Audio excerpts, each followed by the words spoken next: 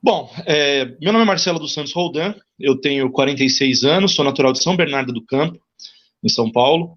Estou em Araraquara, eu e minha família, desde 1991, desde abril de 91. Eu e meu irmão, a gente estudou aqui no IEBA, no Duque, a gente se formou pela Unesp, ele em Química, eu em Sociais, eu fiz o Unesp aqui. Nesse período de 91 até hoje, eu morei por 5 anos, mais ou menos, estudando em São Carlos, por uns 3 anos e pouco, e depois mais um tempo trabalhando lá, mas minha família permaneceu aqui, então aos finais de semana eu vinha filar a comida da minha mãe aqui em Araraquara. Eu entrei na prefeitura no ano de 2002, na área de vigilância em saúde, para fazer fiscalizações da vigilância sanitária. Eu e mais 13 passamos lá numa colocação legal do concurso para combate à dengue, e aí a prefeitura destinou esses primeiros colocados aí para fazer fiscalização pela vigilância sanitária aqui em Araraquara. Isso me deu uma oportunidade muito boa de conhecer leis. Eu não tinha muito conhecimento, eu tive que estudar, tive que conhecer legislação sanitária, e eu tentei me dedicar a isso bastante, e também tentei me dedicar a ser um bom fiscal sanitário aí, né, era o chato, né, vamos dizer assim, bastante rigoroso, mas sempre também compreensivo. Então, os locais que eu ia fazer a minha fiscalização, o que eu tentava fazer era prestar uma consultoria para os proprietários dos estabelecimentos, e lógico que quando eu pegava alguma situação grave, né, de afronta à saúde pública, de afronta à segurança de consumidores e tal, aí sim eu fazia intervenções diferentes, com autuações, interdições, estabelecimentos e tal. Depois eu vim a trabalhar já em 2010, eu acho, 2000 e... deixa eu ver, 2000... por volta de 2010, eu acredito, 2009, primeiro ano do governo Barbieri. Eu pedi para fazer parte da equipe de controle de fauna sinantrópica, que é o local que eu trabalho hoje, mas eu era fiscal e agora eu sou agente de combate às endemias, mas porque eu via que era uma equipe que tinha um volume de produção muito interessante, um grau de efetividade de trabalho, menos burocracia e mais efetividade, mais mão na massa, vamos dizer assim, né? E eu pedi para trabalhar junto com esse pessoal no controle de fauna sinantrópica. O que é a fauna sinantrópica? São os bichos que, quando em contato com o ser humano, eles podem causar acidentes perigosos ou serem vetores de doenças, transmitirem doenças ou carregarem parasitas que transmitem doenças. Então, isso é a fauna sinantrópica. Então, a gente tem aí rato, escorpião, aranha, cobra, enfim, um grande número de bichos que a gente trabalha lá no nosso setor. Esse tipo de trabalho me trouxe a possibilidade de conhecer bem Araraquara, de andar bastante pela cidade, e primeiro eu tinha um conhecimento da ordem da vigilância sanitária, que eram os estabelecimentos, né, os restaurantes, padarias, açougues, supermercados, tal, era esse o meu ramo de atuação. Depois eu passei a trabalhar no controle de fauna sinantrópica, e aí foi bastante interessante, porque a gente rodava a cidade inteira, tanto a área rural quanto o perímetro urbano, de forma bastante intensa, e atendendo demandas envolvendo praga urbana. Então, tive a chance de conhecer muito bem a Araraquara, não só aquilo que a gente vê, né, a parte de cima da rua. Eu tive a possibilidade de conhecer Araraquara também pelas galerias. Como o trabalho de controle de escorpiões se faz muito em galeria de água de chuva, então eu tive a chance de conhecer bastante os ramais de drenagem urbana de Araraquara, entender onde eles desembocam, por que o escorpião subiu para a cidade e teve tanta efetividade em reprodução. Então, isso me deu a chance de conhecer bastante Araraquara. E, desde que eu entrei na prefeitura em 2002, sempre eu participei de lutas em defesa do serviço público, da qualidade do serviço público. Eu sempre busquei caminhos para que a prefeitura prestasse um bom serviço para a população. Eu sempre tentei ser bastante proativo, né? Tentando colocar ideias em prática, tentando implementar o cumprimento de normas e regulamentos, porque quem trabalha no serviço público sabe da dificuldade que é a estrutura de trabalho, sabe da dificuldade que é enfrentar muitas vezes pessoas despreparadas, que estão em posições de chefia, encaixadas politicamente e tal. Então, quem está no serviço público sabe a dificuldade, e muitas vezes é preciso, de fato, lutar para ter condições de trabalho. Eu sempre me coloquei nessas lutas, sendo trabalhador da área da saúde, né? Participei de greves, de movimentos, de várias assembleias, até que em algum momento lá, por participação em greve e tal, e ser sempre uma pessoa muito falante, né, pegava o microfone, me colocava, fazia questionamentos lá, a administração. Obviamente, eu acabei virando alvo de uma perseguição política no governo Barbieri, acabei sendo demitido. Eu acho que fui o primeiro servidor no Brasil inteiro que fui demitido, sendo concursado há 10 anos quase, sem nada na minha ficha, sem nenhum problema, sem nenhuma advertência, nenhuma falta, nada, porque eu falei alto no meu local de trabalho, e eu falei alto que o coordenador lá do meu setor não ia trabalhar, porque não ia mesmo, né, e isso foi um desabafo que eu fiz com a minha gerência. Eles armaram toda uma situação lá, e que culminou na minha demissão. Essa demissão acabou me dando alguns prejuízos, mas também alguns frutos, né? Quais foram? Eu acabei sendo empurrado para o trabalho sindical. Eu já tinha sido convidado para participar de uma eleição do sindicato 4 anos antes da minha demissão, 3 anos antes da minha demissão, 4. E eu não tinha aceitado, porque eu fazia faculdade, tinha casado há pouco tempo, gosto muito da atividade que eu faço na prefeitura, então eu queria continuar sendo um agente de campo, trabalhando no dia a dia da cidade aí. Então eu preferi não aceitar no primeiro momento. Mas quando eu fui demitido, eu falei, o único jeito que eu vou ter de lutar pela minha profissão, pelo meu direito, e também não permitir que outras pessoas passem por esse absurdo que eu estou passando, dessa perseguição desproporcional, inclusive, né, vai ser eu fazer de fato parte do sindicato. E aí eu recebi então o convite, na época o Valdir era o presidente do sindicato, hoje é advogado, e me convidou, e a gente conseguiu, graças à tramitação demorada na prefeitura em me demitir, a gente conseguiu inscrever a chapa com o meu nome. Nenhum sócio do sindicato nunca questionou a minha participação na chapa, e eu consegui, através de uma ordem judicial, cumprir o meu mandato 4 anos sem estar concursado na prefeitura, demitido, mas por uma ordem judicial, já que o próprio Barbieri entrou na justiça para me tirar do sindicato, e aí ele me acabou indiretamente me dando o direito de permanecer lá por muitos anos, né? Fiquei 8 anos no sindicato, sendo que 4 foi por decisão judicial, e os outros 4 já tinha voltado no concurso da prefeitura. Bom, eu estou na prefeitura num setor muito importante, que é aqui no Parque do Pinheirinho, controle de fauna sinantrópica, e o interessante de eu estar nessa atividade é, de fato, ter um conhecimento. Estando no sindicato, eu pude visitar todos os prédios da prefeitura de Araraquara para levar informações para os servidores ou para atender demandas. Tive a oportunidade de ir em todos os ambientes de trabalho, conhecer os equipamentos, o que fazem, o DAI, a Fungota, todos os ambientes eu tive a possibilidade de conhecer. Sei bem como que é o trabalho dentro da prefeitura, sei como deveria ser distribuída as atribuições da prefeitura e muita coisa que pode ser feita para melhorar muitos serviços públicos prestados pela prefeitura, e acabei também tendo um conhecimento da parte de legislação que me trouxe um bom arcabouço, né, para a parte de saúde e meio ambiente. Isso me torna uma pessoa, eu me considero, pelo menos, uma pessoa bastante habilitada para falar de Araraquara, por conhecer os bairros, inclusive condomínios e tal. Me sinto bastante capacitado para pensar Araraquara, para pensar uma cidade diferente no seu planejamento do que a gente vem vivendo nos últimos tempos aí. Eu não sei, Vini, se você quer fazer alguma intervenção, falar alguma coisa. Eu nem vi se tem perguntas também, ou se tem algum cumprimento.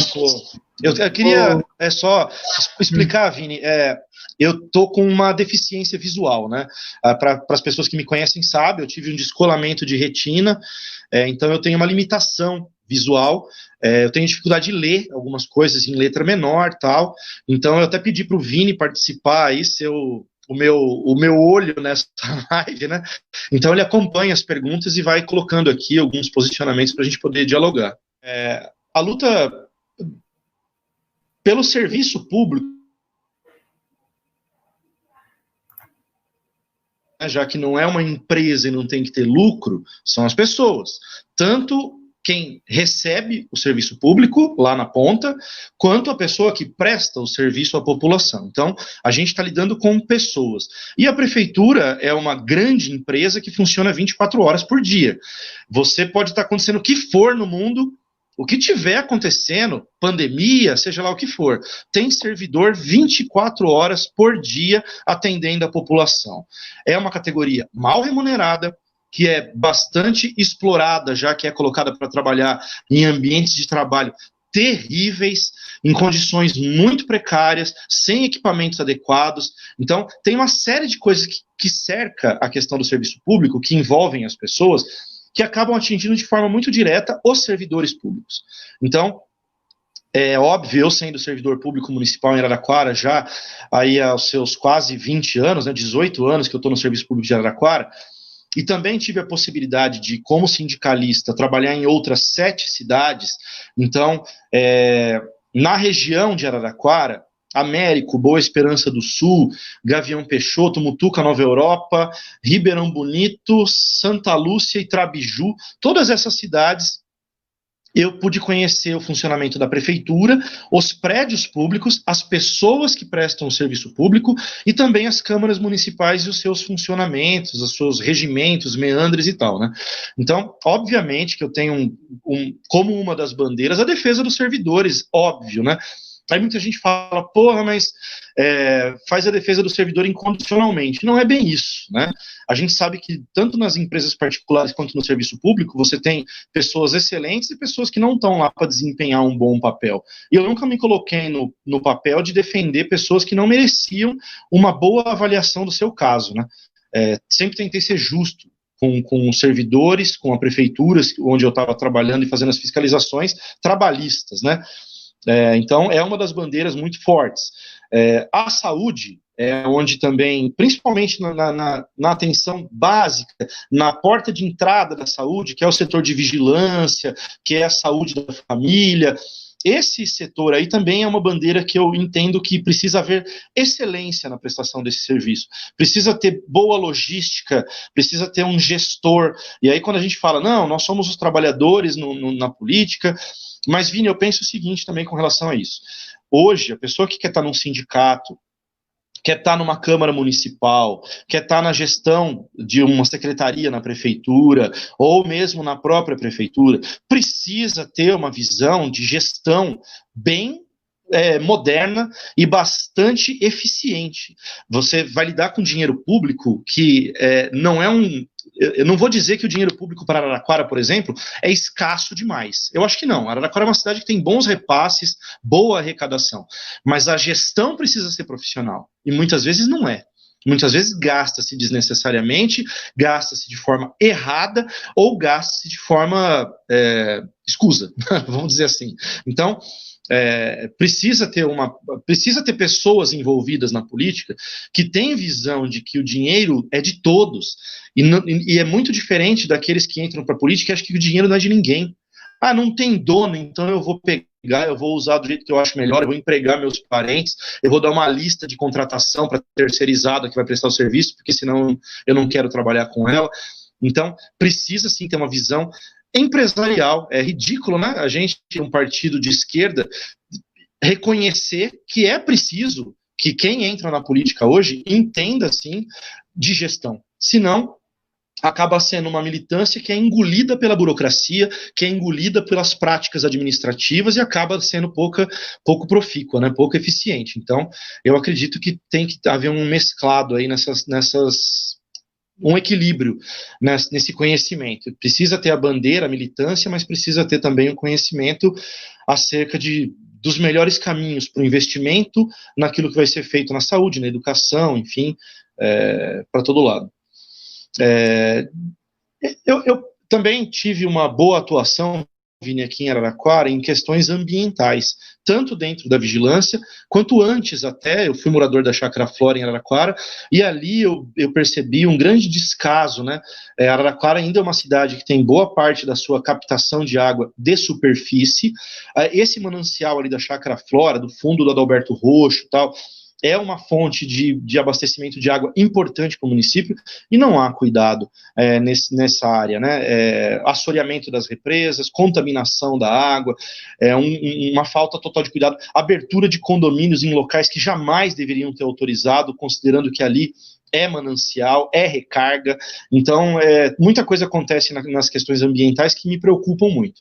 E na faculdade aqui na Unesp, nas Ciências Sociais, a gente tem, a partir do 4º ano ali, a gente pode começar a escolher as disciplinas que a gente tem interesse, né? E eu foquei boa parte da minha graduação em fazer disciplinas optativas na área de geografia e de meio ambiente, Então eu fiz acho que umas 5 ou 6 disciplinas além da carga necessária para ciências sociais, focado nessas áreas aí. Então também é um tema que eu gosto muito. E gosto de bike, gosto de música. Então essas bandeiras, eu entendo de forma bastante interessante a questão da causa animal também. Eu não olho com a visão do protetor, exatamente, eu olho com a visão do agente público, que trabalha numa área que vive tendo um entrelace aí, né, um envolvimento com questões de causa animal, de proteção animal. Então também tem uma visão bastante bacana dessa bandeira. Na última eleição, tive apoio de muitos grupos de protetores aqui de Araraquara, enfim, são muitos os assuntos aí, Vini, que me interessam e que eu gosto, né? Mas de forma muito geral, Vini, eu acho que a bandeira principal as câmaras municipais que eu conheci aqui na região carecem de pessoas que entram lá para fiscalizar a gestão, para fiscalizar a prefeitura, para fiscalizar a execução das obras, a execução dos serviços prestados. Carece. Não tem. É muito raro. Você tem pessoas até bem intencionadas dentro de câmaras municipais e tal, mas muitas vezes elas estão muito presas aos princípios dos partidos aos quais elas pertencem, e aí se a gente for olhar para as câmaras municipais, quase sempre estão ocupadas só por partidos grandes, que tiveram grana para investir na campanha, que tiveram 30 candidatos concorrendo, que tiveram apoio de empresas. Então, tem algumas questões aí que eu vejo que nas câmaras municipais carece muito de pessoas que entram lá para olhar, fazer a fiscalização e apontar para as autoridades aquilo que está errado, mas não ser um trabalho barato desse jeito, né? Eu acho que não compete a um vereador que está numa Câmara Municipal ficar fazendo denúncia em Ministério Público. Ao vereador compete abrir as investigações na Câmara Municipal e com essa apuração ele pode entregar, sim, aos órgãos de fiscalização, Polícia Federal, Ministério Público Federal, Ministério Público Estadual, Ministério Público do Trabalho, enfim, pode entregar coisas mastigadas para as autoridades. A Câmara tem autonomia para investigar a coisa pública, para investigar como o dinheiro da prefeitura é gasto, é investido, onde, como, com quem. Então, o que falta muitas vezes, o que a gente percebe, é assim, o vereador ele está lá na Câmara, aí o partido dele está na administração. Então, ele amém para a administração, fecha o olho e deixa a boiada correr, aconteça o que for, não faz diferença. Aí muda o prefeito. Aí esse vereador passa a ser combativo. Então, isso para mim é falsidade, né? Porque, vou até dar nomes assim, se uma coisa que o Barbieri fazia errada e era apontada pelos vereadores do PT, por exemplo, quando o Barbieri fazia, por que quando o Edinho faz, os vereadores do PT acham normal e aprovam? E inverte. Aí o Chediek, que era o cara que apoiava o prefeito, ele passa a ser opositor à administração no mesmo assunto. Eu vou dar um exemplo, Vini. As compensações tributárias. A prefeitura de Araraquara assumiu uma dívida gigantesca no governo Barbieri, fazendo compensações tributárias. Eu não vou pagar esse imposto não, porque eu entendo que eu já paguei o que eu devia. Aí faz isso sem nenhum parecer jurídico, sem nenhuma autorização de lei, e não paga o imposto em juízo. Vai deixando a dívida lá. Aí isso gera uma dívida com multa, com juros, o município paga caríssimo e começa a assumir dívidas de longo prazo. Barbieri fez isso a rodo na gestão dele, e o pessoal, que era a oposição ali, criticava. O que acontece hoje na gestão petista em Araraquara é a mesma coisa. Está fazendo compensação tributária a rodo e o pessoal agora acha normal. A prefeitura continua contraindo uma dívida. Aí tem pessoas que vão falar a grosso modo, né? Se a prefeitura não contrair dívidas, ela não faz a gestão, não faz a cidade, não organiza a cidade. Não é verdade, não é verdade. Uma gestão bem pensada, com a arrecadação e a estrutura pública que Araraquara já tem, é suficiente para Araraquara sobreviver bem, pagar bem para os seus servidores, investir bem o dinheiro. O que acontece é que a gente vê que não há cuidado. As gestões, sobretudo sob o ponto de vista financeiro, Vini, são temerárias, né? Assumem dívidas sem necessidade, como agora a troca das lâmpadas aí através de financiamento. Quer dizer, são coisas que eu penso às vezes, né? Eu acho que qualquer pessoa que está assistindo a live, qualquer pessoa que for refletir, fala assim: eu não alugo um carro para ficar usando o carro, sendo que se eu comprar o mesmo carro que eu pago de prestação do financiamento, é o mesmo que eu pagaria de aluguel. Então eu vou comprar o meu carro, ele tem garantia de 5 anos, no motor, no câmbio, daqui 5 anos, depois de eu fazer as revisões bonitinho, eu vendo meu carro e pego um novo. Essa é uma lógica da casa das pessoas que podem trocar de carro a cada 5 anos, não é meu caso, né? Mas essa é a lógica de algumas pessoas. Por que para a prefeitura é muito mais negócio alugar a frota?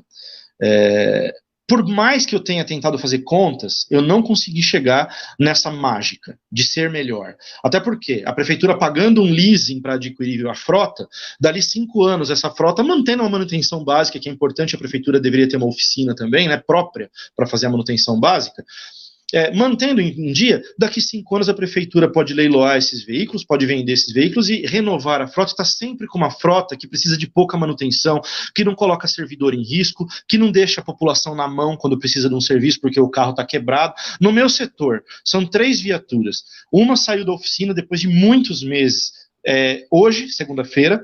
Uma outra está parada já tem um tempo, e a que a gente está andando tem hora que faz uns barulhos que a gente fala, é hoje. Então, é terrível, né, você trabalhar nesse tipo de estrutura, sendo que a prefeitura gasta uma fortuna com veículos alugados, e às vezes aluga e manda plotar o veículo alugado, que vai ficar alugado por 6 meses, 1 ano. Gasta lá 2, 3 pau de plotagem do veículo, né, de adesivo e tal. Então, assim, eu não consigo chegar nessa lógica, nessa matemática. Então, a grosso modo, Vini, quantos minutos nós já estamos? 32? Eu não quero me estender muito, não. Mas por que eu resolvi me lançar pré-candidato, Vini? E todo mundo que estiver assistindo. Eu cansei de passar perseguições, de brigar pelo equipamento de trabalho, brigar por uma coisa mais correta, passar pelo sindicato e também ser perseguido pelas administrações, tanto o Barbieri quanto o Edinho, né? Fazem aí, não escondem. E o que eu percebi? Eu sou só um cidadão, mal remunerado, servidor público, tenho obrigações como todo mundo, tenho que correr atrás, tenho que ter outras fontes de renda, correr atrás de outras formas de ganhar dinheiro. Eu tenho um bar em Américo Brasiliense, inclusive noturno, que agora também por causa da pandemia está me deixando meio sem cabelo, não sei se dá para perceber, mas enfim, a gente tem que correr atrás para tentar tocar a vida, né? E aí vem os prefeitos, quando você vai lá, enfia o dedo na ferida e denuncia e faz as críticas que têm que ser feitas nas redes sociais, e solta vídeos, e solta documentos, e mostra informações para a população. O que fazem os prefeitos de Araraquara e outras autoridades aqui ligadas à política de Araraquara?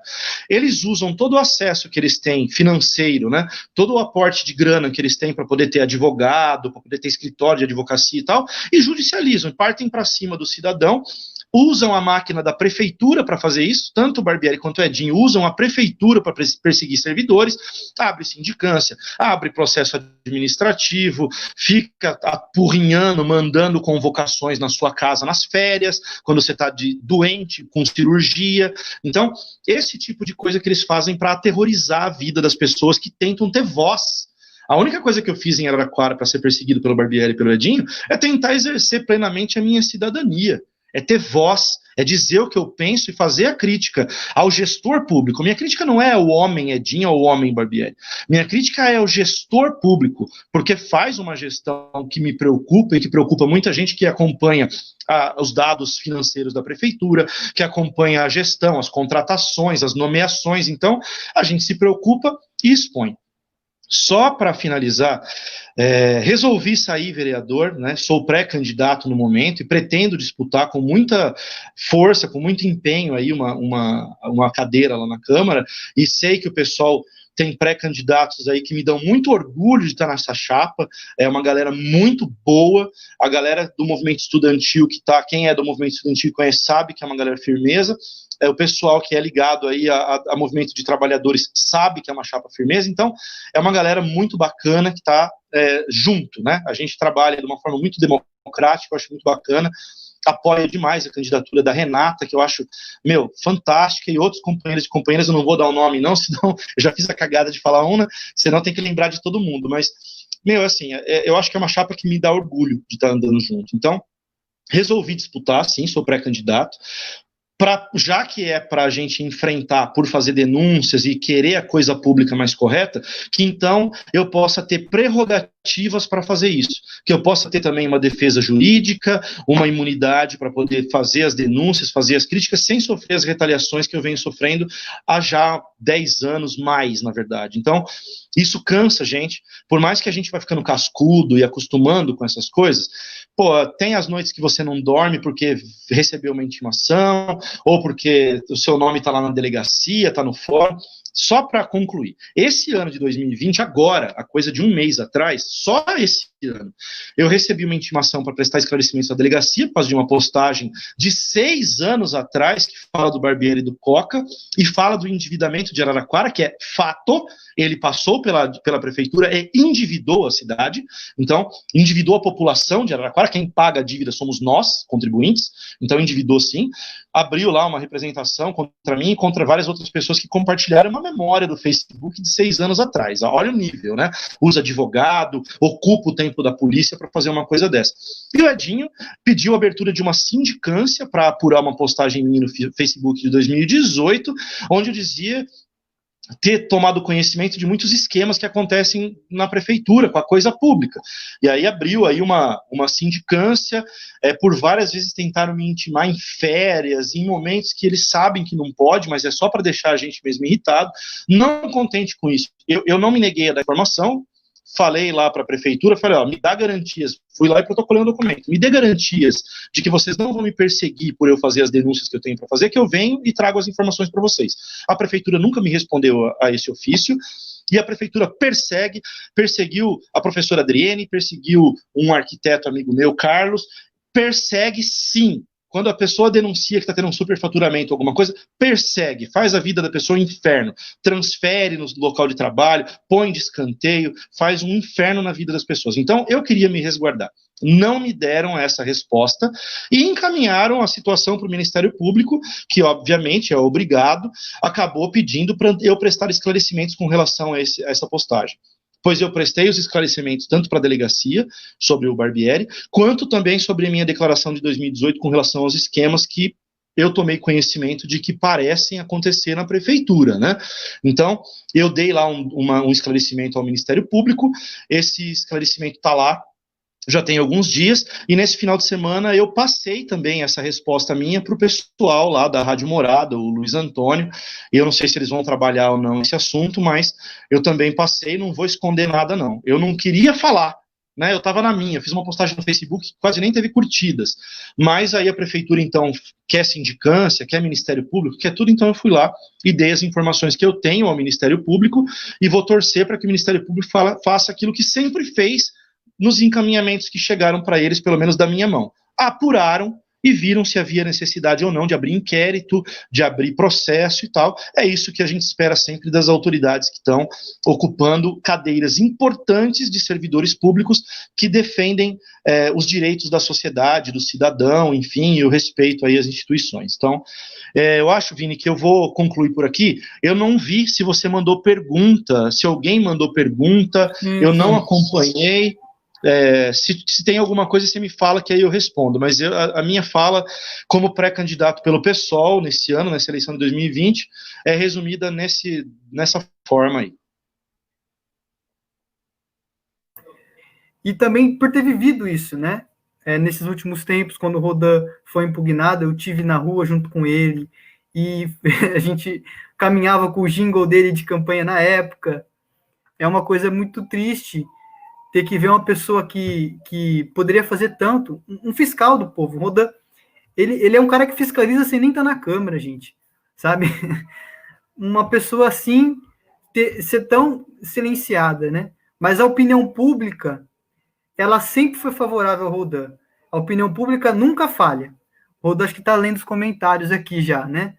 Mas eu vou apresentar aqui, Rodan, para você, os comentários. O primeiro comentário que eu vi foi do Luciano. Ele perguntou o que você acha do trabalho dos vereadores. Eu acho que você deu mais ou menos por cima, assim. Não sei se você quiser aprofundar mais um pouco. Eu acho melhor já partir para a próxima pergunta, porque é muitas perguntas mesmo. O Sério perguntou sobre as privatizações do governo Edinho, olha. As privatizações do governo Edinho.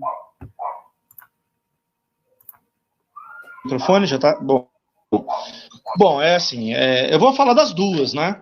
Eu acho que eu falei de forma resumida aí sobre o trabalho dos vereadores. Eu acho que o que falta muitas vezes é a independência em relação às posições do partido, que negociam lá de cima os posicionamentos, né? Então, falta independência. E falta também coragem para fazer o trabalho do vereador. Porque é muito fácil ficar encaminhando coisa para promotor investigar, né? Eu acho que o vereador tem que entender que ele é um fiscal do executivo, ele não é parceiro, amigão, funcionário do executivo. E o que a gente vê nas câmaras municipais muitas vezes é isso.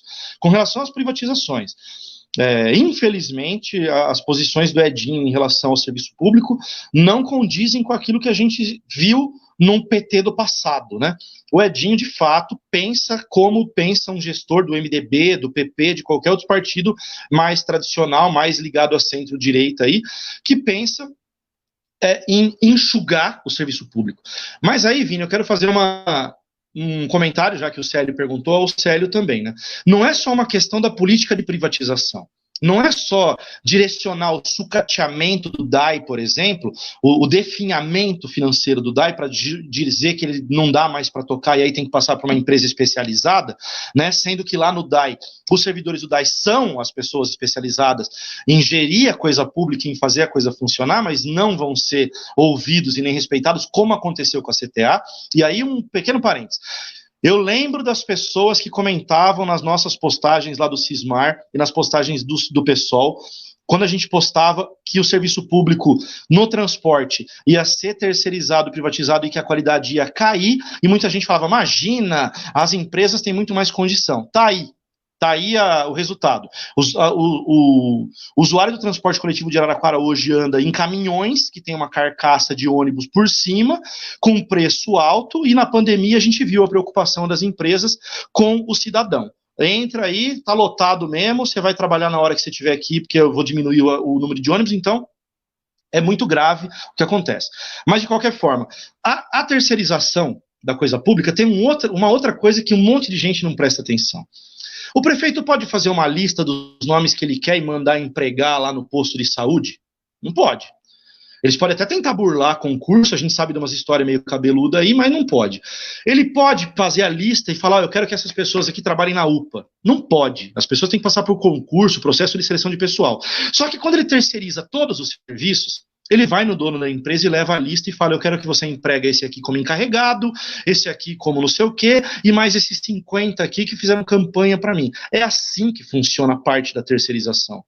Eles têm que vir um cabide de emprego que, assim, acaba sendo muito mais grave até do que a prefeitura.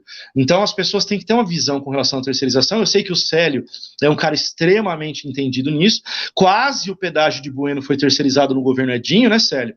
Se não fosse lá uma posição minha, do Luciano Fagnani, lá como representantes do Cismar, firme lá, enfrentando lá o pessoal da CTA, o pedágio de Bueno teria sido terceirizado. Então, sou contra as terceirizações e sou muito favorável ao fortalecimento do serviço público e que ele seja prestado de excelência por servidores bem remunerados, bem capacitados e num ambiente de trabalho minimamente digno e que respeite as leis. Beleza, é uma coisa que a gente vai relembrando sempre nessas lutas.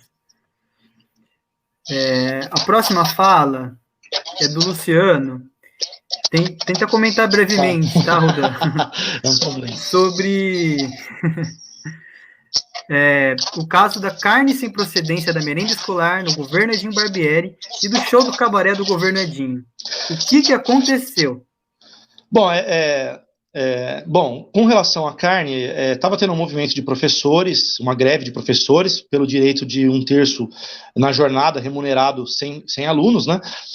E, concomitante a isso, as merendeiras começaram a mandar várias mensagens para a gente lá nos canais de comunicação do sindicato, ligar no sindicato e denunciar que elas haviam recebido um documento da prefeitura, da Secretaria de Educação, do pessoal da merenda, orientando que elas iam receber uma carne com qualidade diferente na embalagem e tal, mas que era para receber numa boa, que estava tudo bem, que era uma compra emergencial, uma compra diferenciada lá tal.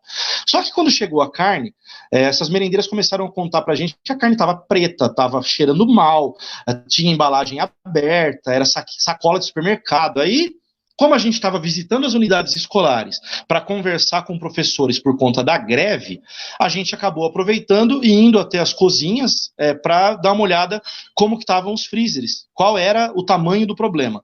E para nossa surpresa, o que as merendeiras estavam denunciando para a gente era verdade. Um monte de sacola de supermercado mal embalada, com carne preta, fedendo, os freezers com cheiro forte de carniça, de várias unidades. Eu filmei todo o trabalho. A gente era bem esperto no sindicato para não cair em cilada, né? Então eu filmei todo o trabalho, gravei todas as conversas com as merendeiras e com as diretoras de escola, e aí a gente fez o quê? Procuramos o pessoal da prefeitura e falamos, pessoal, vocês estão servindo na merenda, vocês pretendem servir na merenda uma carne de péssima condição e sem procedência, não tem etiqueta, não tem nada, não dá para saber validade, fornecedor, nada. Nem pode ter numa cozinha uma coisa dessas, né? Uma cozinha de uma empresa não pode ter uma coisa dessa, mas tinha nas escolas de Araraquara. E aí, então, nós passamos essa recomendação, falamos, pessoal, pro pessoal da merenda, hein? Pro pessoal da merenda, nós procuramos e falamos, olha, busca o fornecedor e pede para trocar essa mercadoria. O que as merendeiras disseram pra gente no dia seguinte? Começaram a ligar no sindicato e falar, ó, Roldan, é o seguinte, a gente recebeu aqui uma ordem da Secretaria de Educação para consumir essa carne o mais rápido possível, para fazer quibe, para fazer coisas recheadas de carne, molho e tal, para gastar o mais rápido possível. Foi então que a gente, lá pelo sindicato, resolveu fazer documentação disso tudo e encaminhamos para a prefeitura, para a vigilância sanitária do município, para a vigilância sanitária do estado de São Paulo e para o Ministério Público Estadual. E aí virou um pampeiro todo. Até hoje, o senhor Nino desmente a gente, dizendo que isso foi política. Não foi. A gente estava defendendo a saúde das crianças para que elas comessem uma merenda minimamente digna. Tanto que a merenda foi apreendida e descartada pela vigilância como imprópria para consumo, como material clandestino, sem procedência. Então, foi uma denúncia muito grave. Mas como era ano de eleição e estava tendo uma greve, muita gente ficou apontando o dedo para a gente, falando, vocês estão fazendo política, vocês não sei o que e tal. Primeiro que eu queria corrigir uma coisa nessa frase. Fazer política é fundamental. Politicagem é que não dá para engolir.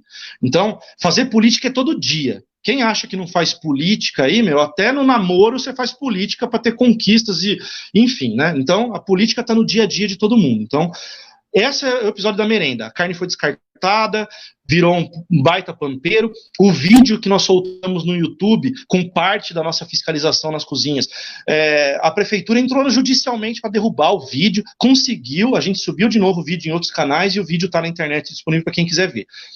Eu levei um enquadro dentro do Ministério Público, ameaças lá de promotores, dizendo que eu havia contaminado as cozinhas da cidade e eu não era mais fiscal, que eu não podia ter entrado nas cozinhas para fazer aquilo.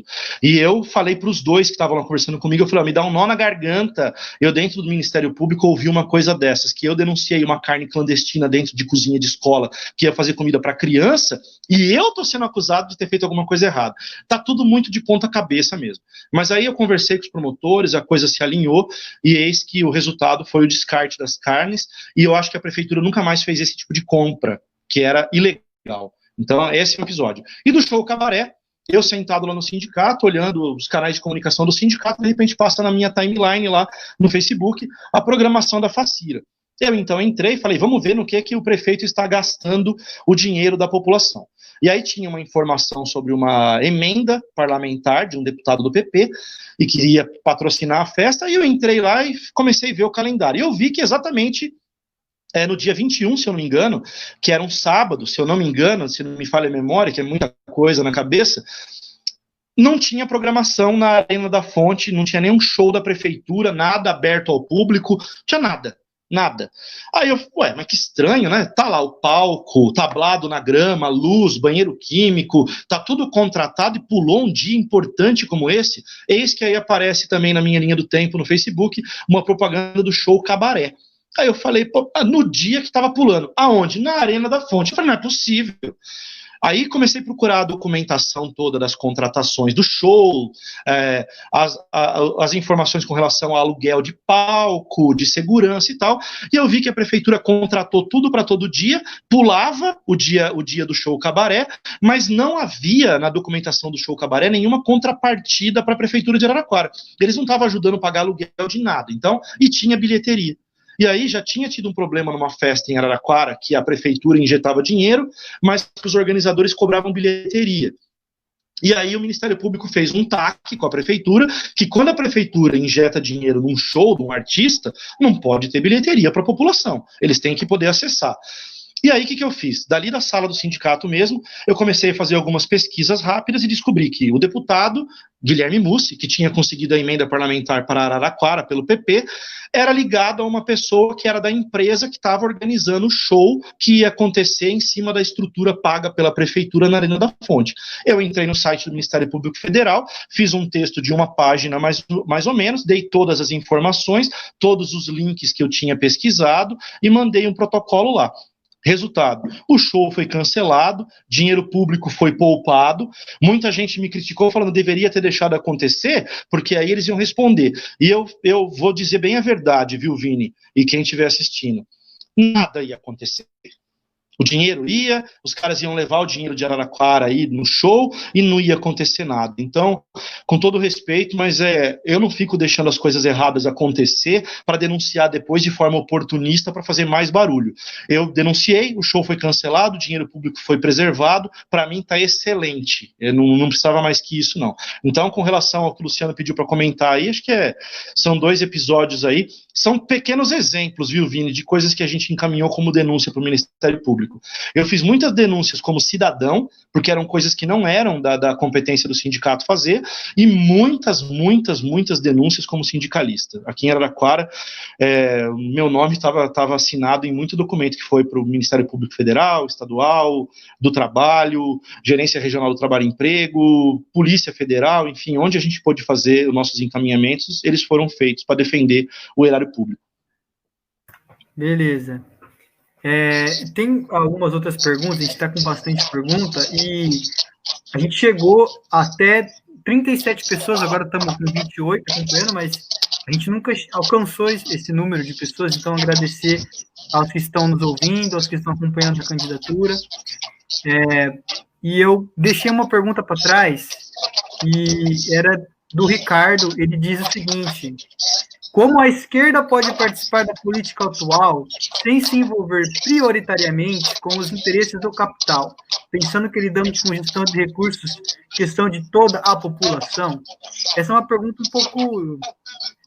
Eu acho que não é uma resposta simples assim, né?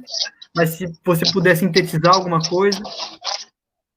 Então, Ricardo, eu vou falar de uma visão minha, muito particular. Eu entendo assim, cara. Eu entrei na prefeitura para fazer um trabalho na área de saúde, como agente público. Então, não me compete me envolver com o interesse do Abílio Diniz, o que ele espera da minha fiscalização no Oeste. Isso não me interessa.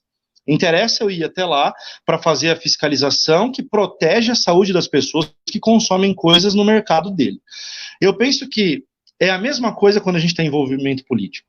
A gente tem que ter a preocupação prioritária, assim, tem que estar muito em primeiro lugar o interesse coletivo e as liberdades individuais. Então, são 2 coisas que têm que andar junto. E para isso andar junto, você vai ter que tirar da sua cabeça que você tem que preservar o direito de pequenos grupos, de interesse financeiro apenas, ou que estão no poder pelo poder, para fazer negócios.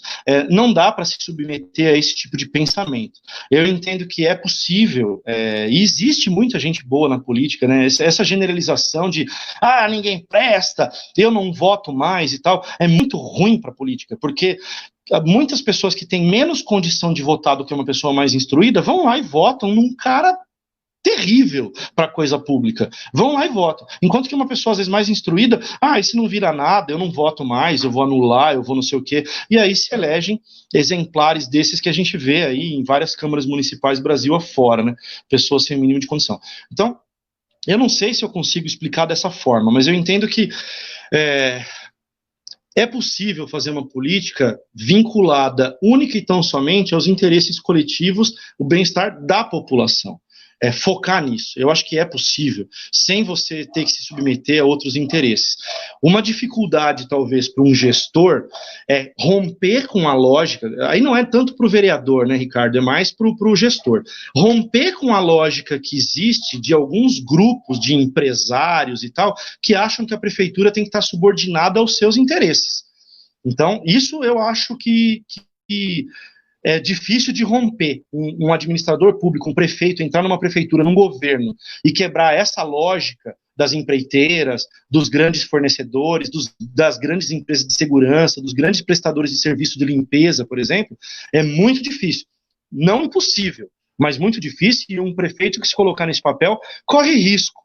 A gente sabe de prefeitos que foram assassinados no Brasil aí, exatamente por querer romper com algumas dessas lógicas. Então, é uma atividade de risco. Mas acho que para o vereador, para o secretário, talvez menos fácil, mas para o vereador eu acho que é um pouco mais tranquilo não se subordinar a esses interesses.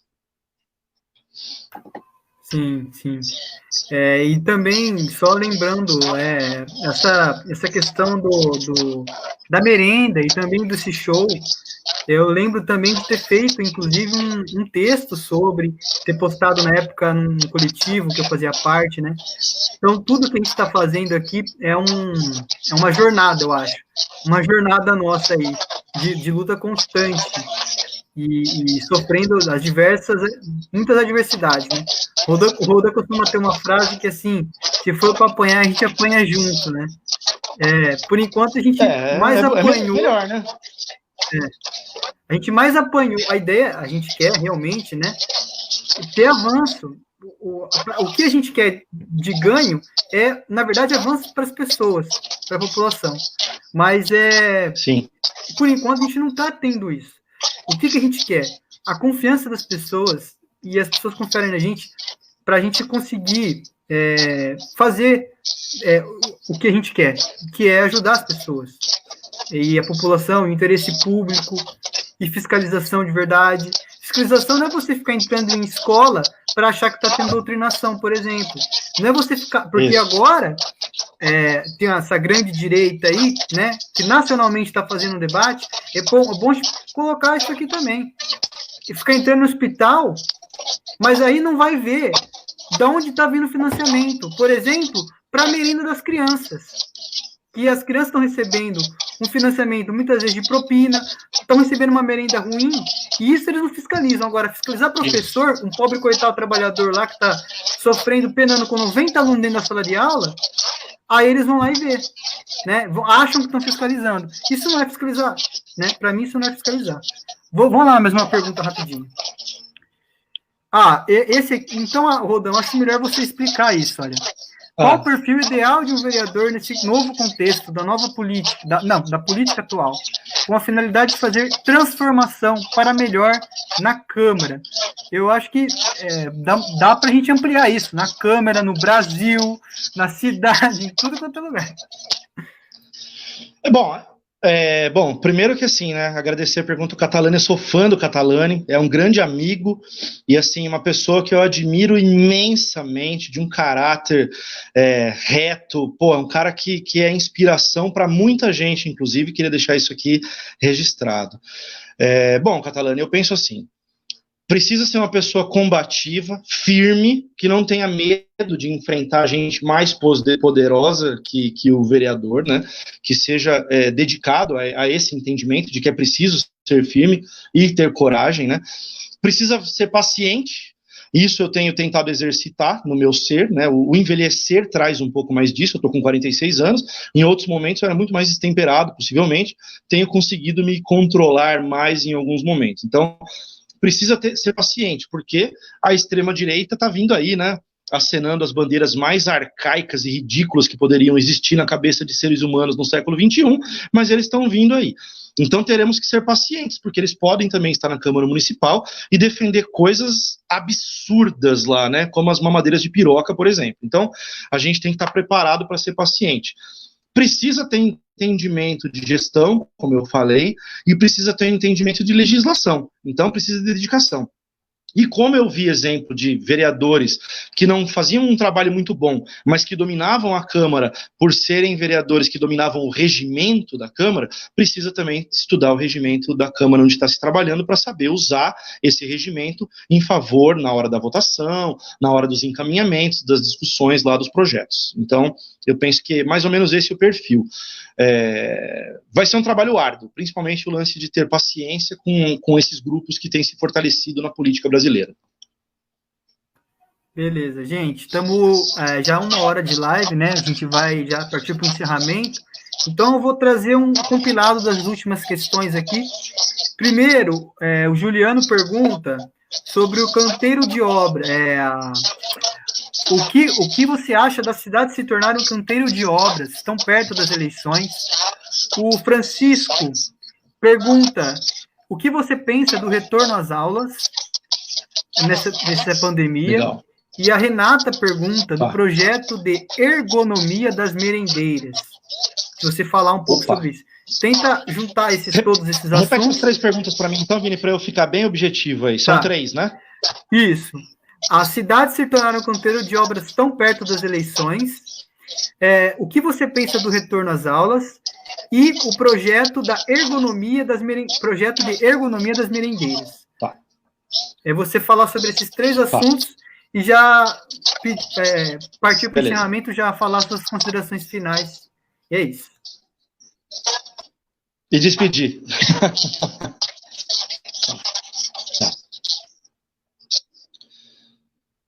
Bom, a cidade virar canteiro de obras em véspera de eleição, em ano de eleição, é uma prática comum de quase todos os prefeitos do Brasil afora, né? O que está mais fresco na memória é o que vale na cabeça de muitos eleitores. Então, eles abandonam 3 anos a cidade, no último ano soca asfalto nas principais vias, que é o que está acontecendo em Araraquara, né? Larga as ruas dos bairros, aí como a rua da minha casa que está tudo esfarelada, mas asfalta os principais corredores, novamente, mesmo que foi asfaltado há menos de 10 anos, e o asfalto foi uma porcaria que não durou nada, mas asfalta de novo, com esse esfarelo que eles costumam passar aí, começa a construir um monte de coisa para mostrar serviço, muitas dessas coisas só vão ser concluídas na outra eleição, nessa eles não conseguem terminar, então é lamentável que isso aconteça, mas é uma política comum e que dá resultado. Infelizmente, na cabeça de muitos eleitores, essa política dá muito resultado. Com relação à volta às aulas, sou rigorosamente contra. E por quê? Aí eu vou misturar com a pergunta da Renata Barbosa, que é merendeira, parceirona nossa do PSOL aí, e muito ativa entre os servidores. Bom, pelo seguinte, eu conheço todas as escolas e creches de Araraquara, de Américo, de Boa Esperança, da região inteira, todas, eu conheço todas, conheço por dentro, como é a sala dos professores, a sala da diretora, como que é o pátio, como que é a sala de descanso dos bebês, tudo. Não tem condição nas escolas, nem públicas e nem particulares, conheço várias particulares também, não tem condição hoje dessas escolas que são feitas em prédios com mais de 30 anos de construção, escolas particulares que são montadas em prédios adaptados para ser escola, não foram feitos para ser escola, não tem condição dessas escolas colocarem crianças em contato umas com as outras, adolescentes. E aí tem um agravamento, a realidade brasileira. Na realidade brasileira, muitas moradias têm uma pessoa de idade lá, o vô, a avó que mora junto, o tio, a tia que mora junto, tem gente de idade que mora junto. Em ambientes pequenos, muitas vezes dividindo quarto, comendo num ambiente pequeno. Então, não tem a menor condição da gente fazer com que as crianças dentro das escolas sejam pontos de contaminação lá e depois levem isso para suas casas. E aí, a mamãe está trabalhando, o papai está trabalhando. Né? Que legal. Aí todo mundo vai para casa, pega a Covid das crianças e vai para o local de trabalho. É um colapso econômico ainda maior do que a gente já está vivendo. E assim, eu posso falar com clareza do colapso econômico. Está quebrando um atrás do outro. O meu bar, a gente só paga conta, não sobra nada, é só para não fechar que a gente mantém lá. Então, sou contra. Com relação ao projeto da ergonomia, Renata, mais especificamente. Um trabalho lindo, e aí... Parabéns para a galera do Sereste, do SESMIT, da Vigilância, que acompanhou rigorosamente as fiscalizações nas unidades, vem elaborando um relatório espetacular, minucioso sobre a condição de trabalho das merendeiras, sobre os ambientes de trabalho. E aí a gente é surpreendido, já com o trabalho bastante encaminhado, quando a gente mastigou as informações, quando eu já estava conseguindo negociar a reforma de uma unidade da prefeitura para fazer um projeto piloto. Se desse certo, a gente ia tentar expandir essa ideia para que todas as cozinhas de Araraquara recebessem o mesmo padrão, para que as merendeiras trabalhassem em ambientes de trabalho menos insalubres e com uma ergonomia mais adequada à saúde delas, já que o grau de adoecimento psicológico, psiquiátrico e físico é muito elevado entre as merendeiras. A gente foi surpreendido pelo Edinho terceirizando a merenda. É assim, não dá para entender. As cozinhas montadas, as merendeiras trabalhando, tudo rodando bonitinho. A gente vê o amor das merendeiras na hora de preparar a comida, dedicação dos funcionários para que as crianças comam bem. Aí vem o Edinho, fala de terceirização e joga na mão de empresa. E aí esse trabalho da ergonomia das merendeiras, não sei como vai ser. Não sei se o sindicato vai fazer pressão, não é mais a mesma cabeça que hoje está na diretoria do sindicato. A linha ideológica é muito diferente da que estava anteriormente. A gente agarrava o touro à unha mesmo, e agora a coisa é muito mole no sindicato. Então eu acho que as merendeiras vão ficar ao Deus dará. Se elas não se organizarem, pressionarem o sindicato e a Secretaria de Educação, infelizmente não vai dar nada. Muito bom, Rodan. Eu vou fazer o encerramento aqui, depois você faz, então. Só vou mutar porque tá dando um pouquinho de eco. Depois eu desmuto. Gente, quero agradecer a todo mundo que acompanhou. A gente teve 50 pessoas aqui assistindo. Teve um pico de 50 pessoas assistindo, porque é um número que é relativo, né? Mas, na média, assim, 30 pessoas a gente bateu. Isso é muito bom, a gente nunca teve esse alcance nas nossos vídeos, né? Eu, enquanto a pessoa da comunicação do pessoal, estou muito feliz também. Foi um teste para mim fazer uma live assim, ou seja, sem fazer um agendamento de live, fazer a live diretamente para ver o alcance que a gente recebe. E foi um bom resultado.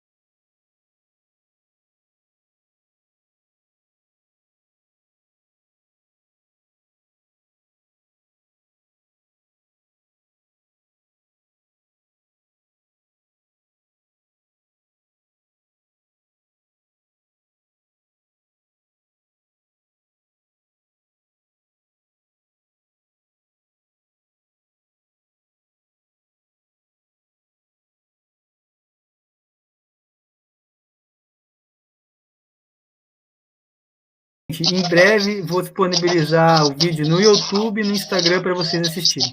É isso. Valeu!